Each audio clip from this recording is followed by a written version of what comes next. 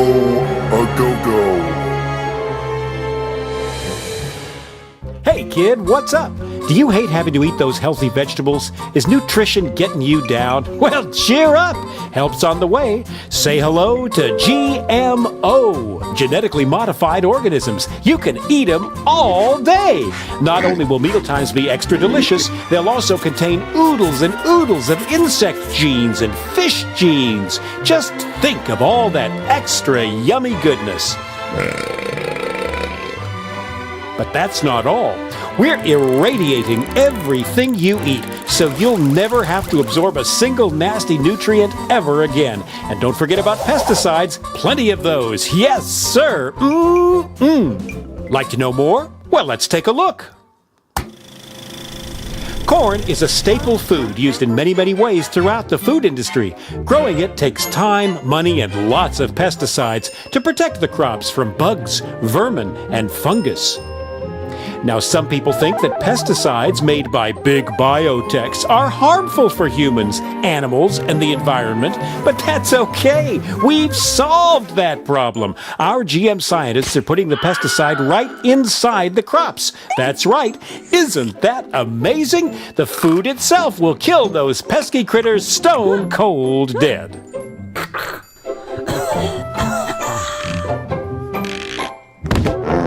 Now, some people are worried about the bees dying off. Busy bees pollinate billions of dollars worth of crops, vegetables, fruit, flowers, you name it.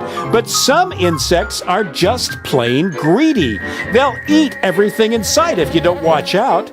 GMO to the rescue! Thanks to genetic engineering, the plant produces a toxin from the newly inserted bacterium gene.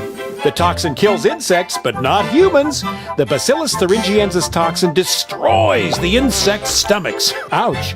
We have absolutely no testing results to prove that these are safe, but they are. Trust us. We care.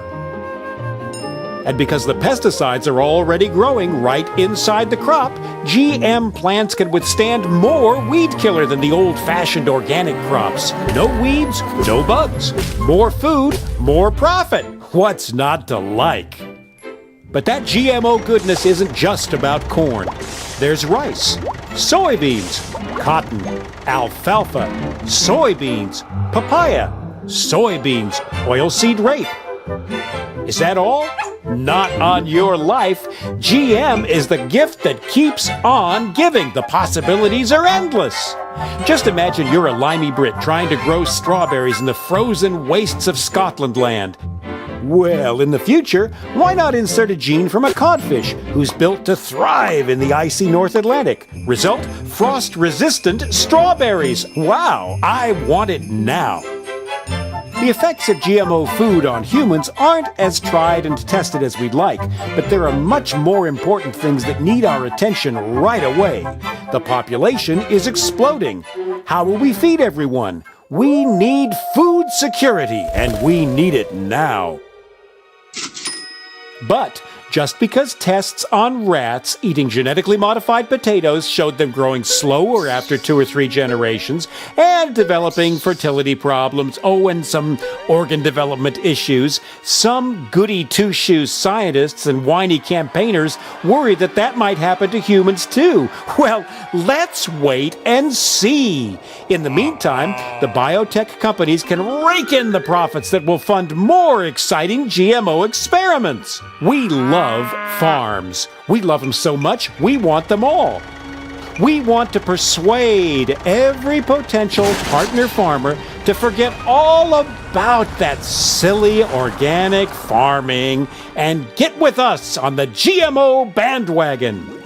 Whenever we change the natural gene sequence of any plant, we get a patent, ASAP. It's our invention after all. Hey, the new GMO plants are our intellectual property.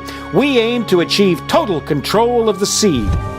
Got an organic farm nearby? Great! Soon everything you grow will be enhanced by the altered genes from our GM crops. Isn't nature wonderful? And what better way to spread the GMO goodness around than the wind? Accidental cross-pollination isn't our problem, and it's no excuse for profit loss. And once our genes get into your crops belong to us. Yep. Well, it's our technology. If you're going to use it, you've got to pay. We don't care how it got there.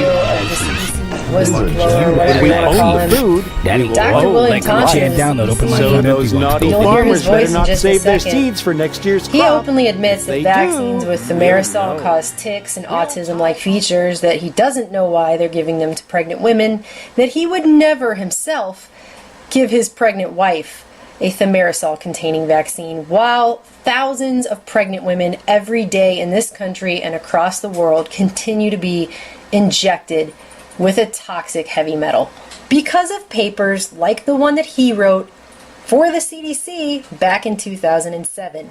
I can say confidently, I do think thimerosal causes tics. I don't know why they still give it to pregnant women. Like, that's the last person I would give mercury to. Do you think a pregnant mother would want to take a vaccine that they knew caused tics? Absolutely not. I would never give my wife a vaccine that I thought caused tics. I can say tics are 4 times more prevalent in children with autism, but there is biologic plausibility right now to say that thimerosal causes autism-like features. The full video is titled CDC Whistleblower Dr. Thompson on Thimerosal in Pregnant Women. It's up at YouTube channel, Autism Media Channel, if you want to go watch the full thing. Now I just want to add a little something to this. This is the article that the CDC again has brandished over their head with the banner of science as the gold standard, where he talked about early thimerosal exposure and neuropsychological outcomes at 7 to 10 years. Hi, everybody. Hi, everybody. He went on to make several calls with his wonderful co-authors, who I will get to in a moment, about how increasing prenatal exposure to mercury was associated with significantly better performance on several tests, the developmental neuropsychological assessment, and then apparently a significantly better performance on a Stanford Binet copying test. And some of these were poorer performance too. But he also went on to say that birth to 7 months showed increasing mercury exposure was associated with better performance on other types of tests. And I just don't know how the man could even write that. It makes me want to throw up. Vinny Eastwood clip is the next one. No, that's Vinny Eastwood with his guest is Alan Watt. Don't make no fun, everybody. And the second question is, could you actually give us a bit of a background about, from you growing up, how you got into these various fields of research for which you're so noted for today? Yes, the website is cuttingthroughthematrix.com, and on that site is all of the other sites I have listed, including Alan Watt's Sentinel.eu. But I got into it very early on because growing up in Britain during the time I grew up, I could sense there were massive changes. I could sense that there was mass unemployment, I think, since World War II, probably, right maybe to the present. But in the working class areas, I wondered why everyone was fighting about basic money for rent and things like that. Because you grow up with your pals around different houses of your mums and dads, and everyone was kind of tense, stressed out. And I realized something was vastly wrong with this system of something we're getting taught at school was called Great Britain. That fought all these wars and got a massive empire, and yet across the country, and that was England, Scotland, Ireland, and Northern Ireland, and Wales as well.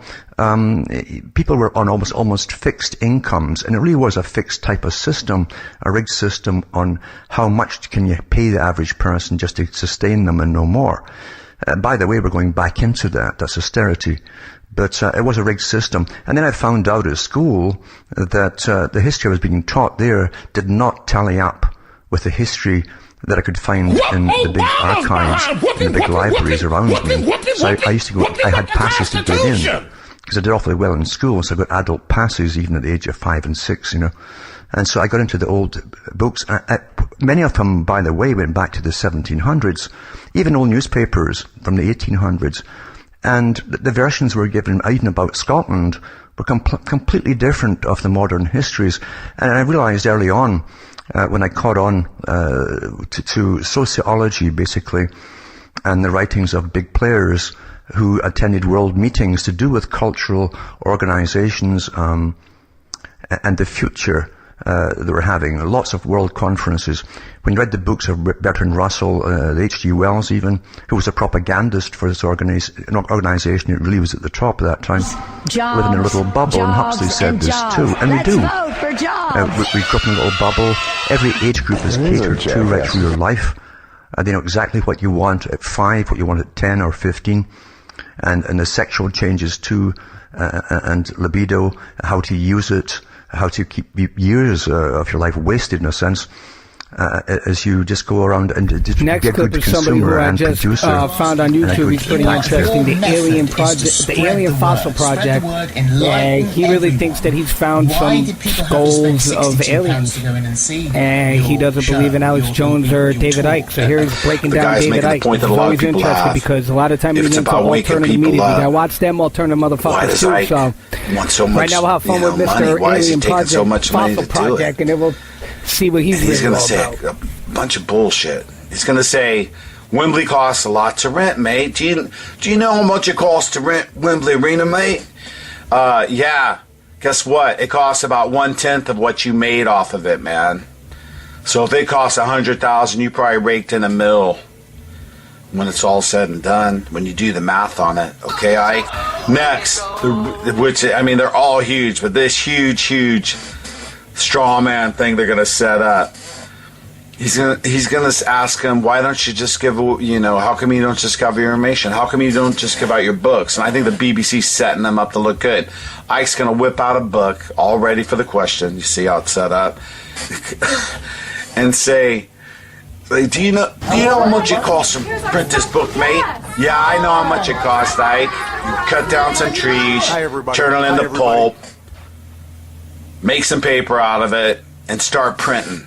And it's a lot cheaper because you own the printing company, right? Right, Dave? But let's just watch, and I'll show you and see, let you think this out. Giant Monsanto are underway across the country, even the world. No, money's not evil, man, and banks aren't bad as long as you send him money on a bank transfer. By genetically modified food and the companies that produce it. GMOs are genetically altered plants grown from seeds engineered to improve crop yields by making them, say, resistant to insecticides or herbicides. Activists protested in more than 250 cities calling for labeling of foods that contain GMOs. They believe the seeds can lead to health problems and harm the environment. We really want people to understand that GMO labeling is really important, and that if we have labeling, we'll raise awareness, and if people learn about them, they can make the choice if they want their family to consume GMOs or not. Monsanto, a St. Louis-based company, said today it respects people's rights to express their opinion, but believes its seeds help farmers produce more food while conserving water and energy. The federal government and many scientists say the technology is safe.